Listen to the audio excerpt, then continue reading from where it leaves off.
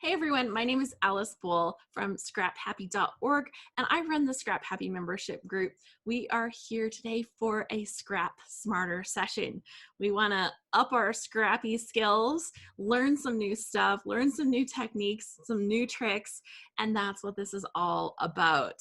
And Hannah says hello. We've got some people in the house. This is so fun, and I'm so excited because I went to Creativation. You guys know I go to Creativation, and if you don't know that, check out my videos from Creativation on YouTube.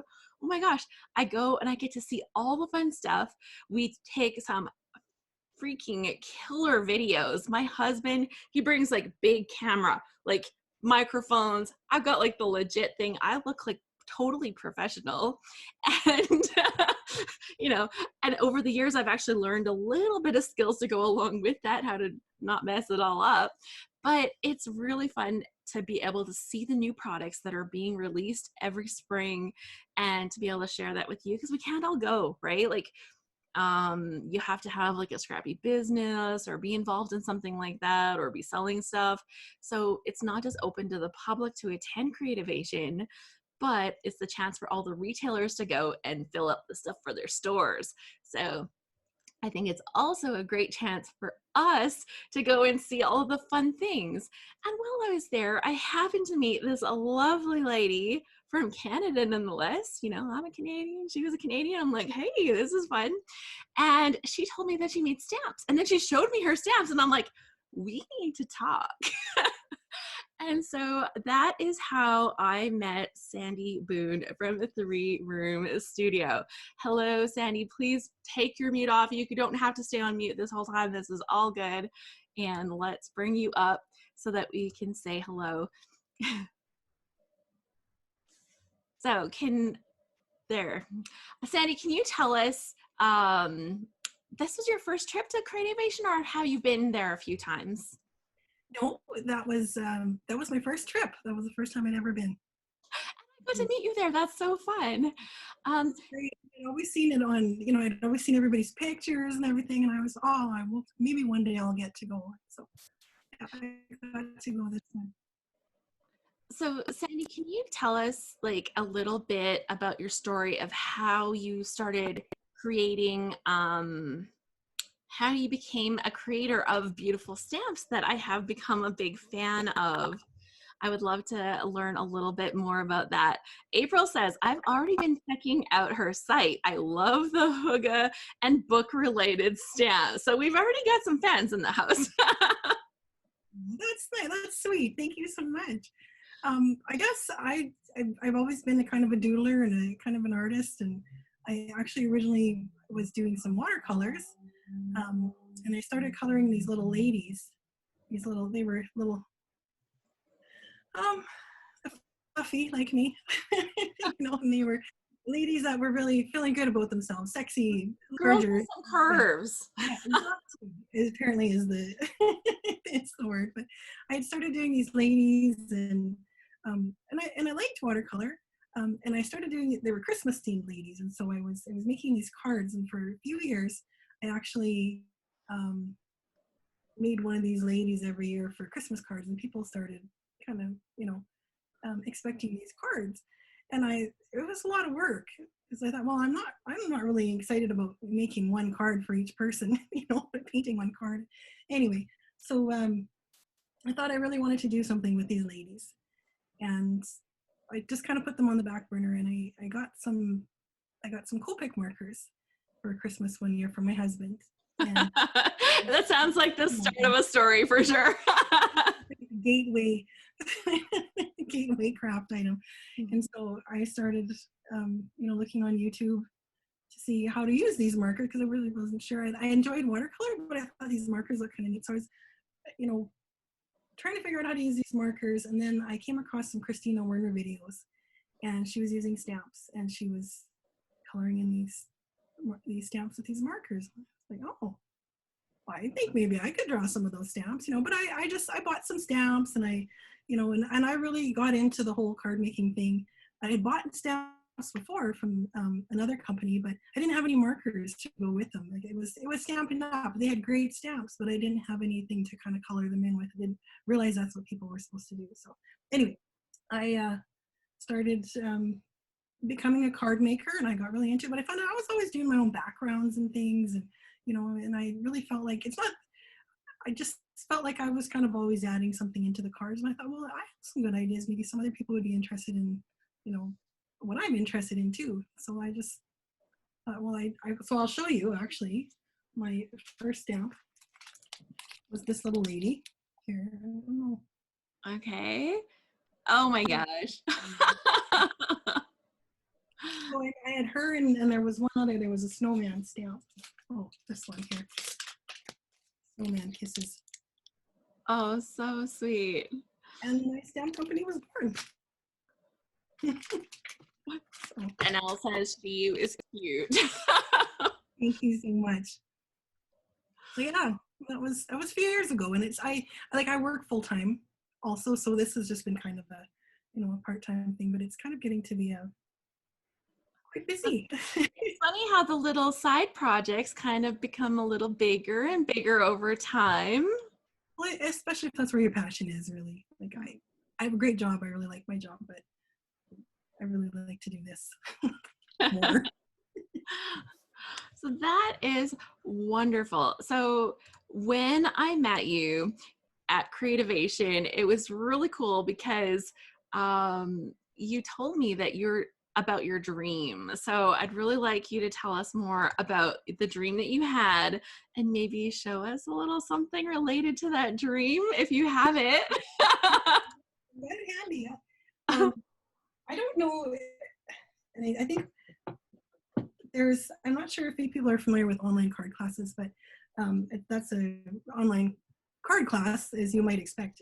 But one of the things that they had on their channel was Crafty Chat, and it was Lydia Fiedler who was doing interviews with stamp company owners. And I used to watch these, and they would tell a story about how they started out. I realized that, they're all like me. They all kind of started out with, 4 or 5 designs and, whatever. Anyway, I had the opportunity to meet Lydia Fiedler at Creativation. I always thought, geez, it wouldn't be nice if one day I was on Crafty Chat. And so I found myself at Creativation with all the people that were actually on Crafty Chat.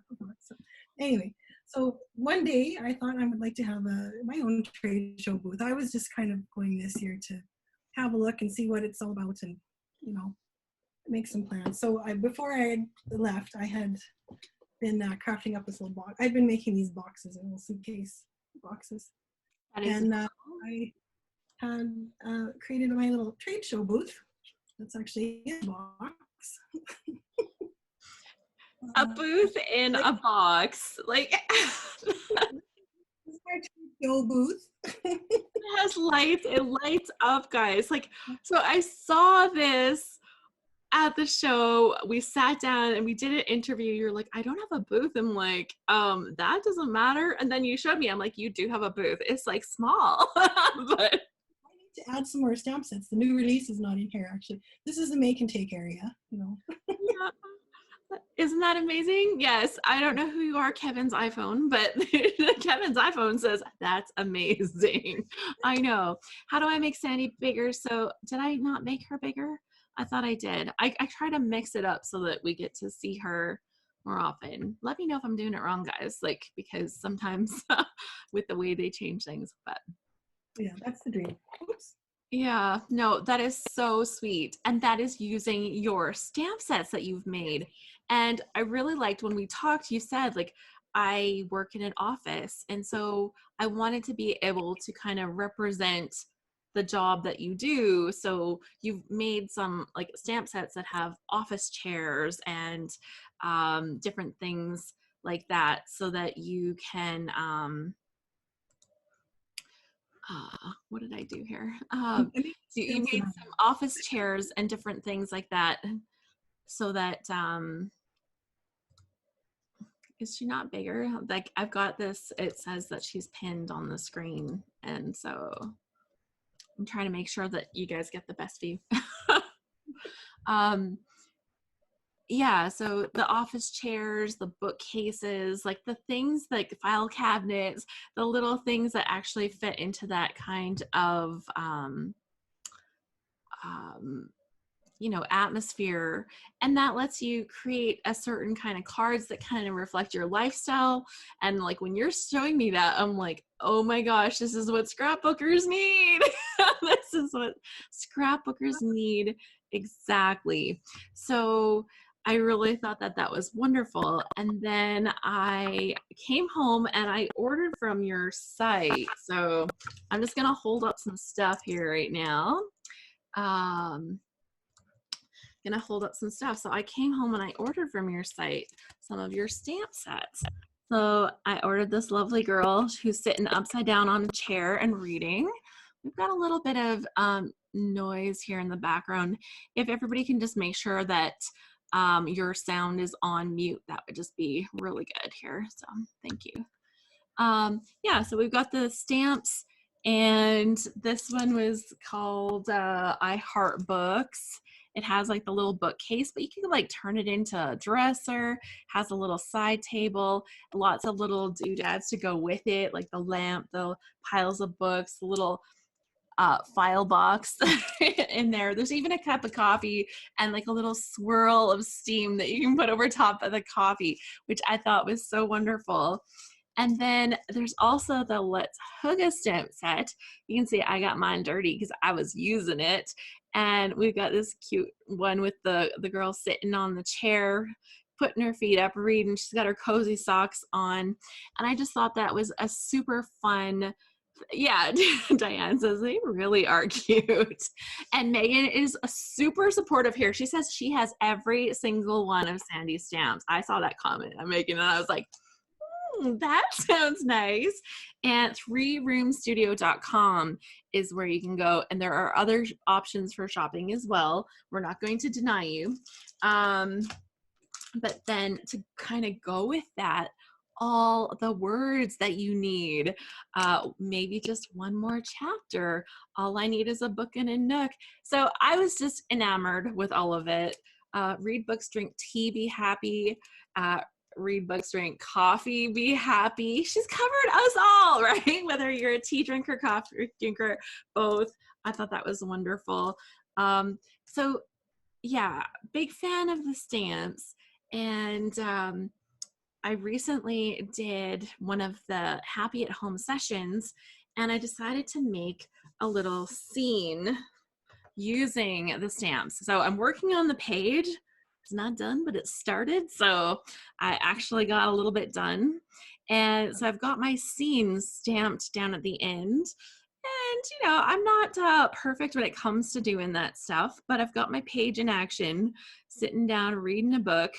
And I think it made such a beautiful scene. And I love how all the pieces are kind of sized so that they go together. So big fan of that, Sandy. You did with that.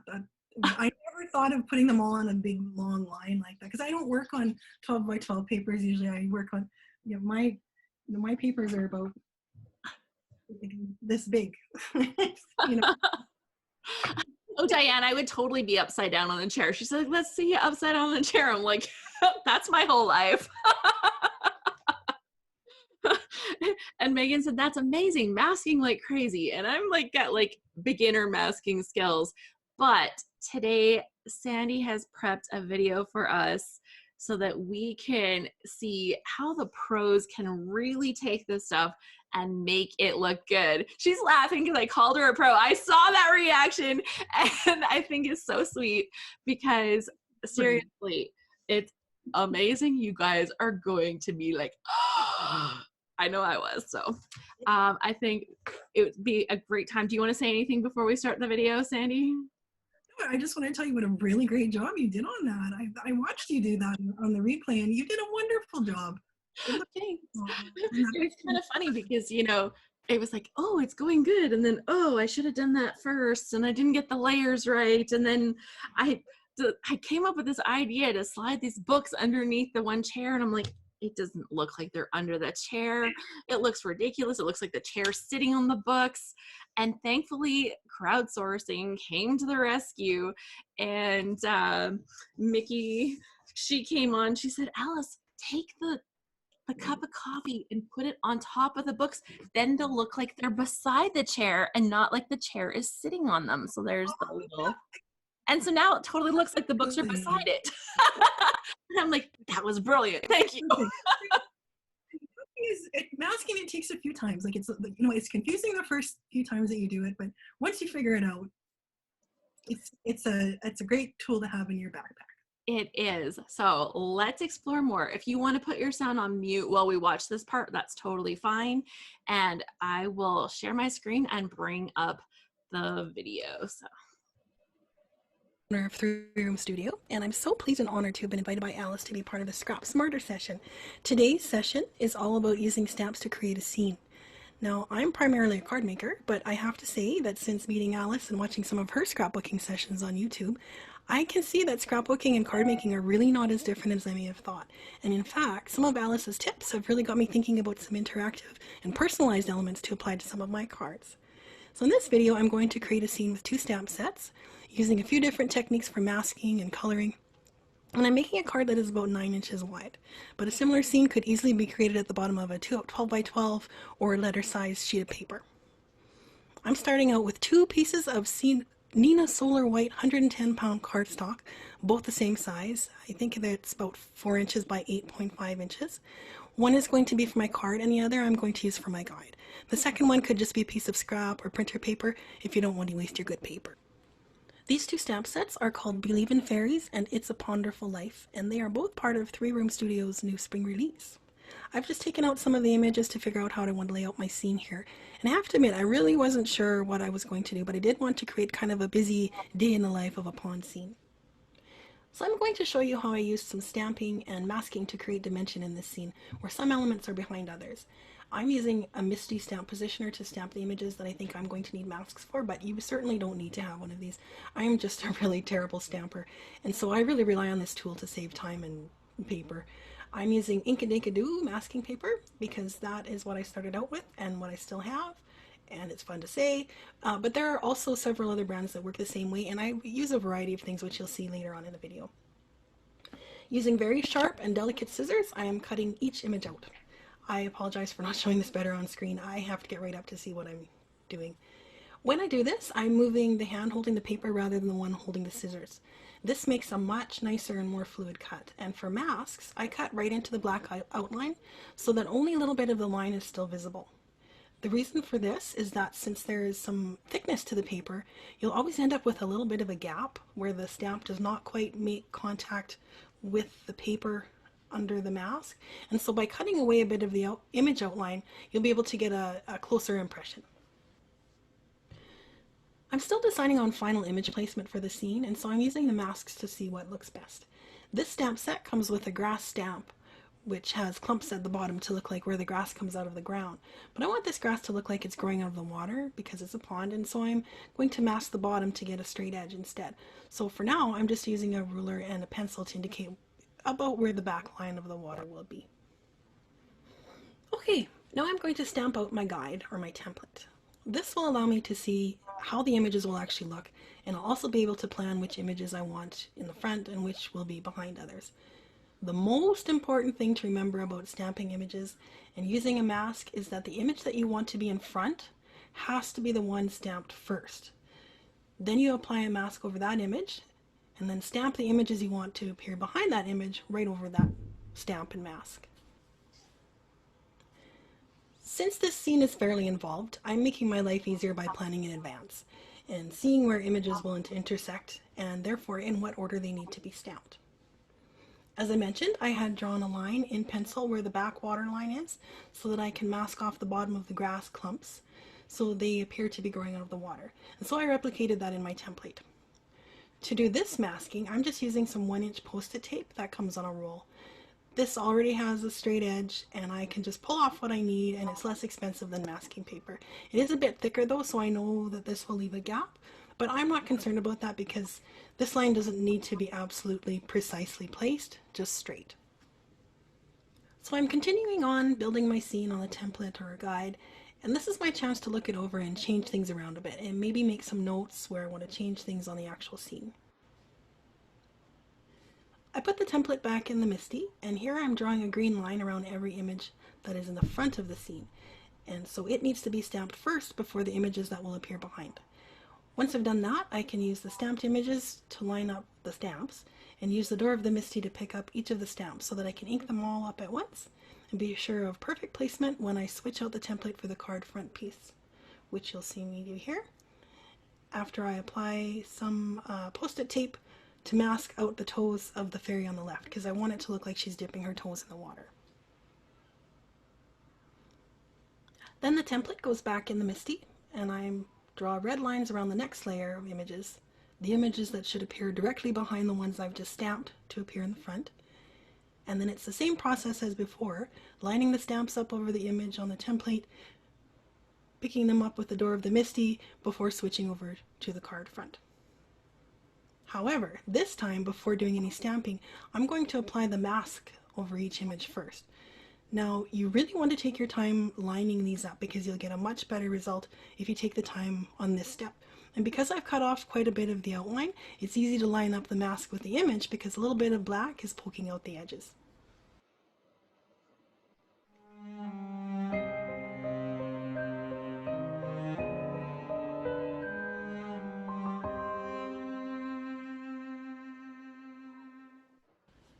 Alright, I was filming this with my phone and it ran out of storage space and I didn't realize it right away. So the footage of me stamping over the first masks does not exist. But I think you'll be able to get the idea anyway, and there are more layers to go after this, so other chances to see. So now that I've got the front images stamped, I want to put in some sky and water before I stamp the grass. I'm using tumbled glass distress ink and a life-changing brush to apply a light layer of ink. I'm applying it very lightly in a circular motion, starting at the edge of the paper and working from the edge into the middle. I want it to be very soft and fade out toward the top because I don't want to lose too much of my white space at the top and in the water, and the water will be reflecting the sky. And in the pond, I switched to a smaller brush and I swiped the color on sideways rather than using a circular motion, but I tested on a scrap piece of paper first before applying it to the paper every time I reloaded the brush because I didn't want any harsh lines. And again, I didn't want to lose that white space. I just want a hint of the sky's reflection in the water. That pencil line is the divider, and I do wish I had erased or at least lightened that line up a bit, because once the ink is over top, that line is not budging, but it turned out fine in the end. So I also added a bit of crushed olive distress ink in the space between the sky and the pond, about where the grass will be and where it will be reflected in the water. I chose this color because it's similar to the color of the first layer of grass I'm going to be stamping, and so it'll look like there is more grass behind it in the distance. So just like on the template, I'm applying a line of that post-it tape to mask the bottom of the grass. And I'm sure that you'll notice that the grass stamp is stained. That is fine. Some inks will do that on good quality stamps, but the stamp is still perfectly fine if the color does not come out after a good scrubbing with gentle soap and water. Now, I'm not sure what color that ink was that I used for the grass. I was still a little rattled after the phone fiasco. So it was either Simon Says Stamp Golden Locks Premium Dye Ink or Gina K Designs Skeleton Leaves Amalgam Ink. You'll see that I'm using a piece of acetate to help me line up the stamp again, and that is because I wasn't 100% certain that the stamp was clean, and I didn't want to accidentally get ink all over the place while I was trying to line things up.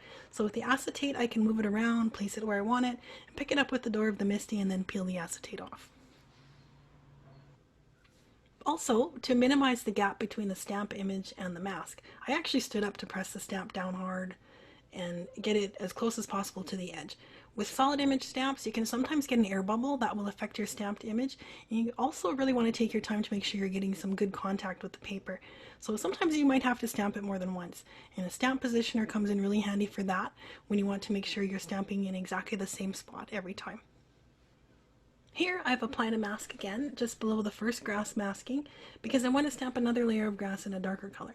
This darker color will make the grass appear closer in the front, and the lighter color in the back will suggest that the grass is farther away, so it will look more realistic.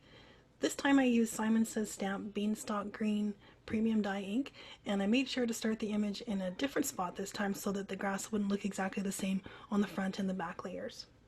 I also stamped a couple more clumps of grass at the very front in an even darker color green, Simon Says Stamp Evergreen Premium Dye ink, and I also stamped some of those cattail images, but I didn't worry about masking those because I'm going to be coloring those in with a darker color ink than the stamped images behind them. So as you can see, I removed the masks, and that's the magic part. The big reveal after all the inking, and that never gets old to me. You can see, since I cut the masks very close to the inside of the outline, that there is no white space between the image and the inky background. Now, this is not a coloring video, so I'm not going to show you a lot of coloring.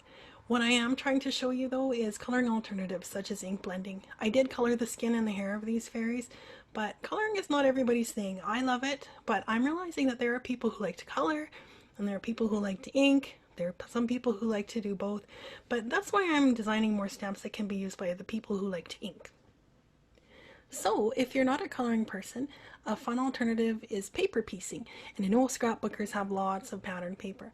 So for the fairies' dresses, I'm going to stamp the images on pattern paper, and I'll cut out their clothing similar to the way I cut out the masking paper. However, this time I'm going to cut on the outside edge of the outline because I want to incorporate the line into the image. Again, I'll use the small sharp scissors for this very detailed work. Leave out any small lines such as antennae. Those will already be stamped on the paper, so you don't need to cut them out again. Once the pieces are cut, you can just go ahead and glue them onto the images and it will look perfect. Or if you want to spend a bit more time, just take a gray marker or a colored pencil and add some shading first. I also like to go around the piece I've just cut out with a black Tombow or any other water-based marker just to touch up the cut edge. This really finishes the piece off so you can hardly even see the pieces cut out, and it's also very forgiving if your cut lines are not 100% perfect. I find using a Copic marker for this tends to bleed a little bit too far into the paper and it makes the lines look messy. It works best if you do this from the back to avoid accidentally marking up the front, and I can tell you that happens really easily, even if you think you're being very careful. So to finish this off, I have colored the hair and the wings, although the wings would be really beautiful paper pieced, especially with some vellum or paper with a bit of glitter in it. I colored mine and went over them with a bit of Wink of Stella glitter brush, and now I'm stamping some of the smaller flying critters in the stamp set with Gina K Designs Black Amalgam ink. This is my favorite black ink, and it works with alcohol markers, pencils, and watercolor too. Another fun touch that anyone can do, even if you don't color, is to use a white Jelly Roll pen to add some white details, just some dots and lines. This will really make your images pop. To get the ink flowing, I make little circles on the back of my hand until the ink starts to get nice and thick and opaque. You can do this on paper too, but the heat of your hand really seems to help get things moving. Whenever I finish working on a project, I usually have inky fingers and a bunch of white on the back of my hand. So to assemble my card, I have cut a piece of Neenah Solar White 110-pound paper to about 1/4 inch larger than the card front, and I'm just going around the edges with a Copic marker in a color that coordinates with one of the blues I used to color the images. I don't actually have a lot of patterned paper because I don't use a lot of it in card making, but this is a good trick if you don't have the color paper you want, but you do have markers in 358 colors. Full set syndrome is a thing. I adhered the card to the piece I just colored and adhered that onto a card base using liquid glue, and that is it. Thank you so much to Alice Boll for inviting me to this ScrapSmarter session on stamping a scene, and thank you all so much for watching. I hope you find these tips helpful. I hope you learned something new. I hope you have a great day, and please feel free to reach out to me. Bye! That is just so good. I know everybody's like, wow, this was awesome. That's amazing. Yeah, that is exactly the response that I had when I saw. I'm like, oh, you guys are gonna love this. Connie says the close-up is even more gorgeous. And how fun. Fabulous. The tip of the acetate was brilliant, says Christy. There were so many little tips in there. And I think that it would be good to just kind of like review some of the tips that I saw Sandy sharing. Like things as simple as saying, like, when she was cutting things out, that when she was creating the masks, like how much of the, she's like, I'm cutting right next to that black line, like right on the line, so that you don't have that little white edge around it, right? Like it's, let me just grab a die cut thing. So like what can happen is if you don't cut it close enough, you end up with a little white edge around everything. So if you look at this die cut, you see how it has the little white edge around it.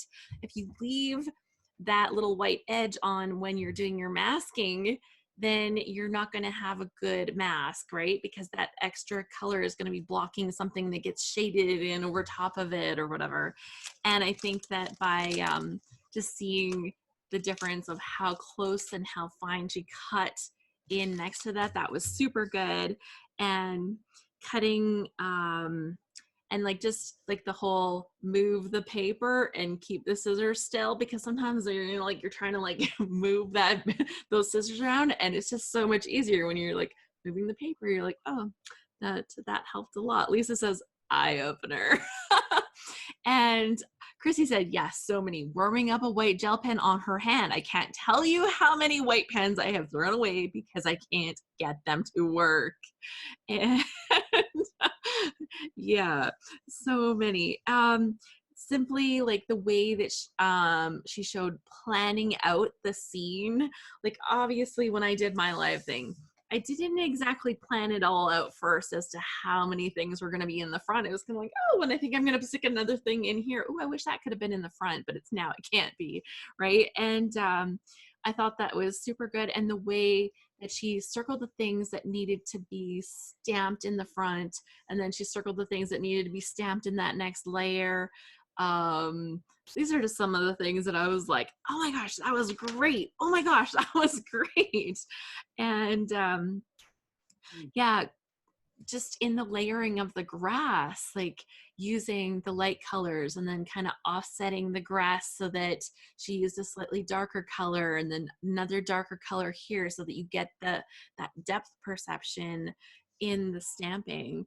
And I can stamp, you know, I might not have the greatest coloring skills, but I can stamp. So these are really good tricks for those of us that maybe don't have the patience or the skills in the blending department that we would need, or like 356 was it that you said? Sandy, colors of Copic markers.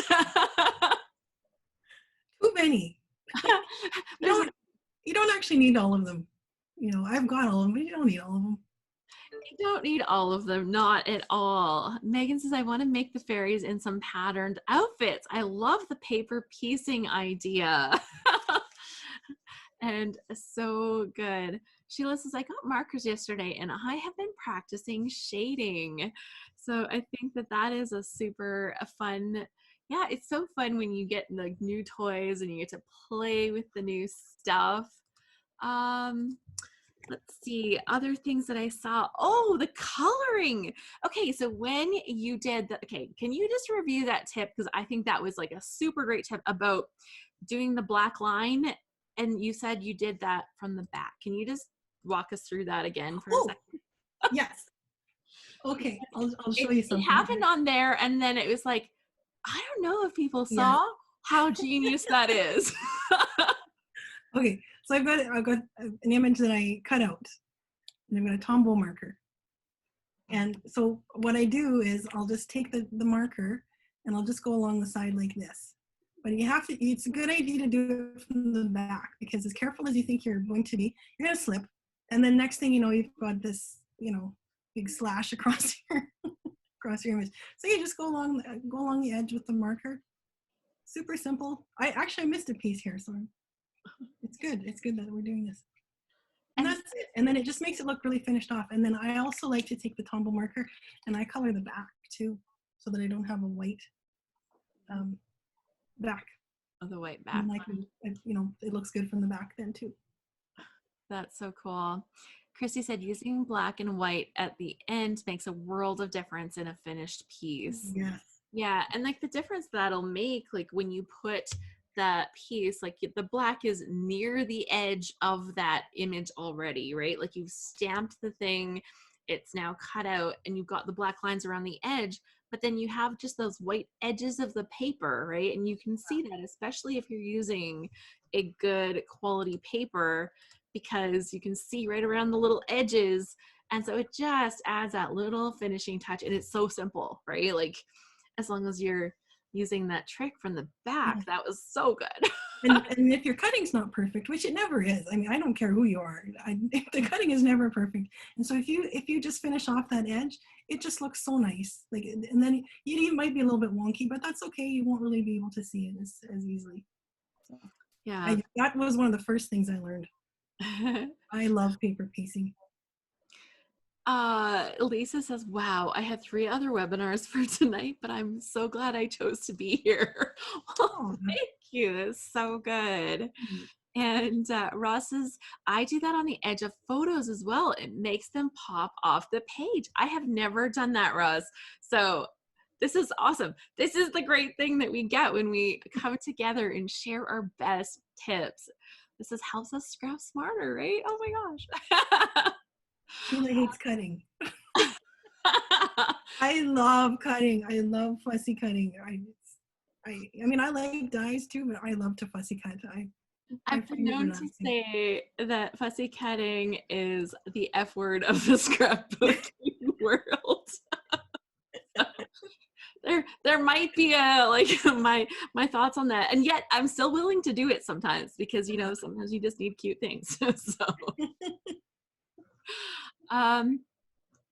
So they're asking about scan and cuts and different things like that. So can you tell us again about the paper that you used for masking? So you saw when I did my live thing that I was using sticky notes because I always have them beside me. So can you talk about the paper that you were using? When Target, well, we don't have Target anymore in Canada. That was short-lived. Yeah, it was. When they went out of business, I got a bunch of these rolls of Post-it tape, and I use these a lot. This one looks nice because it's white, but they're green and they're pink. And I use this a lot. For small images, it's 1 inch. And even when I design my stamps, I try to kind of keep in mind to sometimes keep things under 1 inch so that you can, use this stuff for that. Any kind of piece of Post-it note, some of this purple tape, I use that too. I use the masking paper that I showed. We don't have anything handy here. I just recently got some of that purple tape. It comes in a piece like this. It's like different than washi tape, but man, it works nice. Like yeah. I just whatever you can put a piece of paper, or I put a stamp. Like if I was doing some flicking of some paint or something like that, I just put the stamp back over the image, and I just like whatever's handy. You don't have to spend a lot of money on it. And then you had some special paper that you were using for when you did like the images of the fairies and stuff like that. April said the purple tape tears her paper. Was it like the what is the brand of the paper, the purple tape? Like yeah, I'm not sure what it is. But if you take it and put it on your hand and make it less tacky, then it won't. Then it shouldn't tear. Yours is like really fine. I've got like a massive, like giganto roll of it. I don't know if it was tiny little one. Your memory. I got this for a Gina K class. So yes, I even rubbed it on my shirt. Thermal web. Thank you, Megan. Yeah. Like it's yeah. And the purple tape from thermal web should not do that. That's correct. Like it is made especially for being able to remove it. Karen says, art stores have masking tape in watercolor section. I wonder if masking fluid would work too. Yes, masking fluid. I have, I pulled them out the other day because I was going to try and use them in the video, but they dried out on me. There's a Molotow pen in 2 sizes. Oh, that's not it. Anyway, there's a thinner one. There's a thinner one than this. And these actually work quite good too, but I haven't used it in a long time, so that's why it looks yellow, but it's just a tip. It's one of those push, and then you can just color over the image, and then you let it dry, and you do your watercolor or your ink blending or whatever, and then you just take it off with like an adhesive remover, one of these rubber erasers. Oh yeah, I don't use this very often though. I forget about it. Yeah. Yes, and rubber cement too. Exactly. Yeah, I had used a Good masking one, tape Connie. once, and I used it with watercolor paper, but it tore my paper up. I'm like, I don't know if I just got bad stuff or my paper was bad. Something in that whole thing was wrong. And I'm like, well, that was a bad experiment, but you got to try everything, right? Exactly. Yeah. You had used something, it was called Inkadinkadoo or something Yeah, like that. Inkadinkadoo, that was the masking paper. That was the masking paper. But yeah, I tore the top off of it. Yeah. And so it's just basically like paper that's like a bigger Post-it note or it's something? like a big label, basically. It's just got, it's adhesive, and then there's a backing that you can take off. And it comes, I got this size. I think it might come in different sizes as well. But this is, like, I got a package when I first started doing this. I'm trying to see how many is in here. I'm not even sure. Oh, there's 12. There's 12 in this package, and I still have, I think I might have the original package that I actually bought. So I just use whatever is handy, even just a piece of paper sometimes. So I really noticed too that you used a lot of different inks. Can you talk to us like about the inks that might be really good if we want to do like blending, coloring, like what can you put us down the right path if we're like excited about this world, but we're like not too sure about where to go with this yet? Oh, if you don't know about distress inks, you need to know about distress inks. There are two different kinds of distress inks now. There were the original ones. I'm just going to grab some here. And if anybody else has questions other than me, please feel free to either like put them down below or turn your mic on and like you can come up on camera. We can do like spotlights and stuff like that. Totally fine. I'm just like, I have all the questions all the time. I'm like, I don't want to hog her, so please feel free to ask your questions as well. There's two kinds of distress ink. These are Tim Holtz inks. The original distress ink is it's transparent, and so it's got a really nice. It goes on very thin. You can use those little these little sponge applicators. Some people have one sponge for each color, but I don't. If I have one for pinks, one for blues, and you just apply it on this, and you just kind of rub it in a circular motion across the paper. But just recently, the Picket Fence Studios Life Changing Brushes came out, and these are really nice to use. And then there's a variety of different companies that have come out with something similar now too. So distress inks are really nice, but they're transparent, so they're really good for a background. So they blend beautifully with each other. Like if you put a yellow and a blue next to each other, you're going to get a green between them. So it like doing a rainbow is super easy with distress inks. But just recently there was distress oxide that I think this was within the last couple of years, and the distress oxide is more opaque. And so it can cover a little bit more. It's really creamy, like it's a little easier to blend.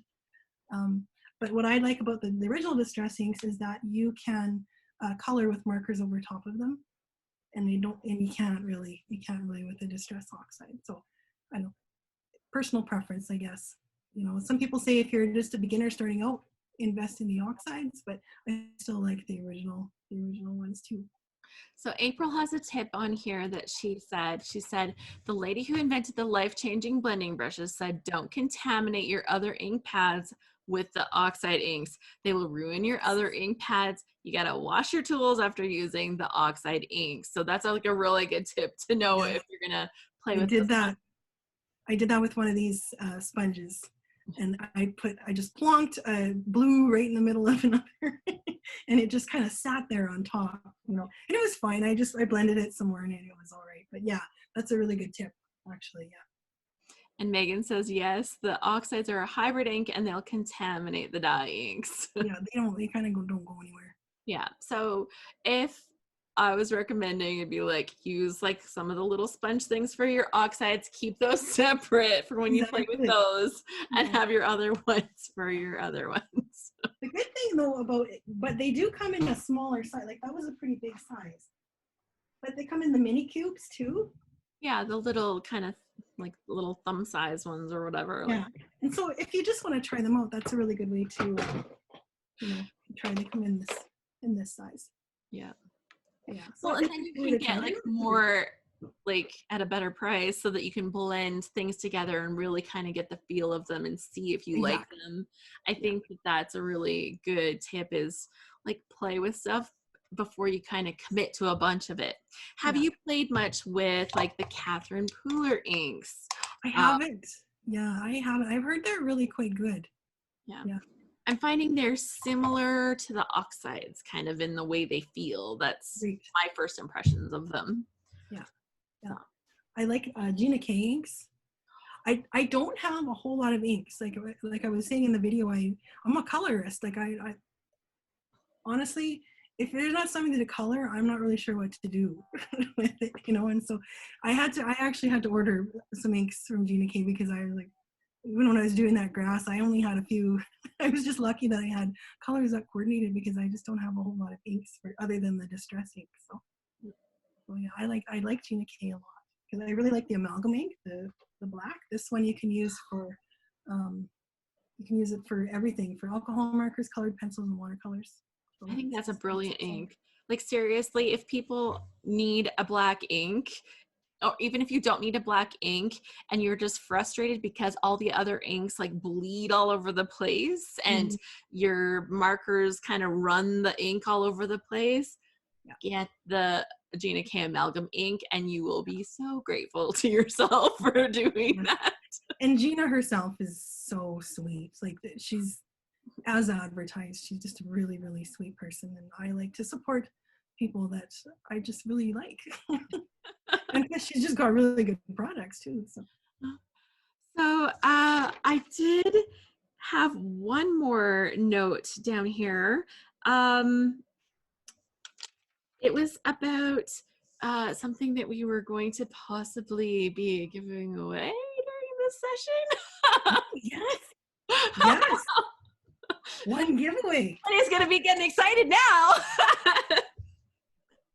Diane's like, yay!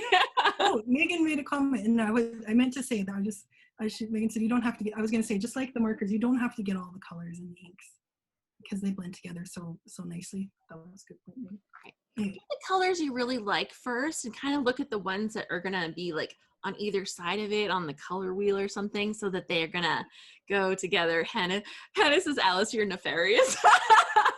Woohoo! This is awesome. Enablers. I know. So good. So for today, do you want to tell us like what you've got for us? Well, for today, we've got all 5 stamps in the new release. So that includes the 2 stamps that I used in the video, which is the, I'll show you, Believe in Fairies. Ooh, terrible. And I know. Can we make her larger? I'm seeing the word wow like a million times in the comments right now. Like, woohoo! And then there's also this yay lady, because I thought we need a card that says yay. And woo-hoo, and all the different, hooray and yay. And then this one's just a sentiments.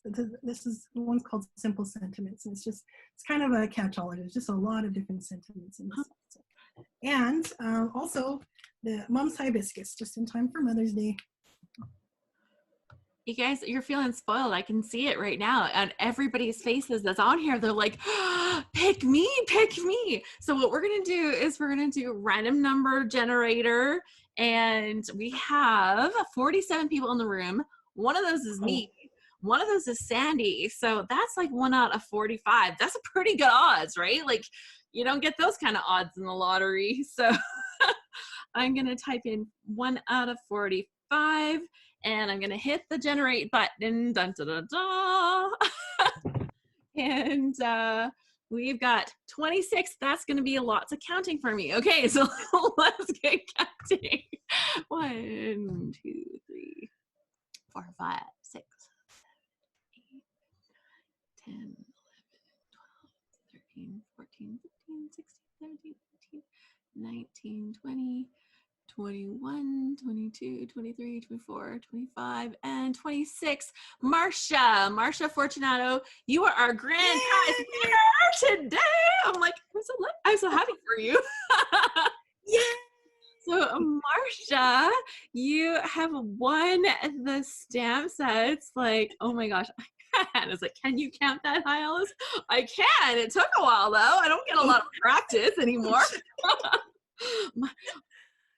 My kids, congratulations, Marsha. Supports anymore. They have moved on from that. So congratulations to Marsha. Marsha, I'm going to get you to send me an email at support@scraphappy.org, and we will get you hooked up with Sandy so that can get sent out to you. And I think we kind of had like a little something for people that might be interested in a replay. Is that correct? Because I know that some of you are sitting at home and you're like, I couldn't attend the live thing. It was at 2 a.m. in New Zealand or something, right? Like, so I heard that there's a little something for our replay winners as well, or replay winners, our replay viewers. They could be a winner. Yes. Replay viewers. Wait, is it people that are commenting? Is that what we decided? Yeah, so I think that's what we're gonna do. We're gonna make this public on YouTube. I'll have it like all linked up on the replay page on ScrapSmarter. And if you click on the bottom corner, it'll say view on YouTube, and that'll take you right there so you can comment right underneath the video. You have to comment right underneath the video. And so everybody that's here right now, you've got a second chance. If you're not Marsha and you need a second chance, we got you covered. Exactly. Okay, so the winner will get this stamp. The beautiful floral hibiscus flowers. And this stamp. And the beautiful fairies. And the beautiful grass. And the fabulous words. And the wonderful yay lady. That's everything. So everybody wants all the fun stuff. Look at this. Vicky's like, awesome, oh my goodness. So just in case, you're going to have to go check out that replay. While you're there, you can give me a thumbs up on the video, right? Like, just help a girl out. And be sure to leave a comment there. I know, Sandy rocks.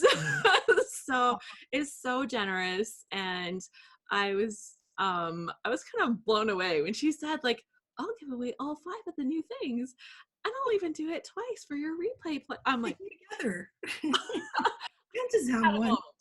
So like this was like legit, like genuine face. I'm like reading the text as we're talking. I'm like, what? Like, oh my gosh. So yeah, April says I'm totally gonna be stalking her website now. I know, so sweet and so wonderful. Connie says Sandy rocks. Vicky says thank you, Sandy. You're so generous. Wow, so generous. This has just been amazing. I'm so grateful that you were able to put this video together, even though you had that little disaster moment in the middle. Been there, done that, know exactly how that feels, where you're like, I did go the next day and buy a new camera. No, not again. Never again.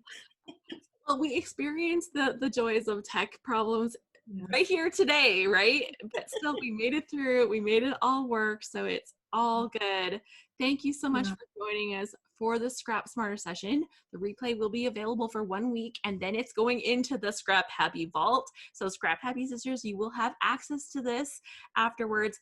After the 1 week, when we do the draw on YouTube, that video is gonna be gone again. It's gonna be hidden. So like this video will be gone. It'll be hidden. So it's only available for that 1 week unless you're on our ScrapHappy team, and you can come check us out at scraphappy.org.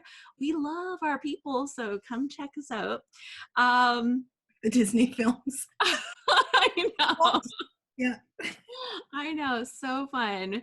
Vicky says, This was great, Alice. Thank you so much. Michelle says thank you, Alice and Sandy. I just want to say thank you, Sandy, for agreeing to come and do this. You're like, I'm not a scrapbooker. I'm like, it doesn't matter. You have skills that we need. And today's session totally proved it. I can't wait to do more masking. I got more playing to do. I got a scrapbook page here to finish, and then I'll be sharing that. So come and check it out. If you're wondering, where is this YouTube channel? Where is all this stuff? It is ScrapHappy YouTube channel. Don't forget to go and check out Sandy's shop, 3 Room Studio. She's also on Instagram and in all the wonderful places. So on the replay page, all of her links are going to be there. Plus, we will hook you up with different places that you can find it. So if you're not shopping at 3 Room Studio, there's like Simon Says Stamp. There's, oh, what was the name of the other one? Artful Angel. Artful Angel, thank you. That's a store in the US as well. And there's in Canada, there's also Scrapbooking Fairies. And there's a new one just this week if you're in Winnipeg. It's called Stampers Anonymous and More. Scrapbookers Anonymous and More. Scrapbookers Anonymous. That's wonderful. So thank you so much. I'm so excited. And 3roomstudio.com is where you can find her. Lisa says, merci beaucoup. And yeah, it's so good. Yeah, stuff coming across the border. It takes a while going either way. I tell you, I wait on orders all the time, but it's totally going to be worth it when you get those stamps in your hand and you're going to be like, oh, so good, having so much fun. It'll be totally worth it. So it's all good. And so thank you so much, everyone. Have a fabulous night, day, whatever it is. And hopefully this will help you scrap smarter. See, we're on Zoom. I know how to point on Zoom. The YouTube thing messes with my head. Awesome. Thanks so much, guys. Have a great night. Thank you so much. Bye.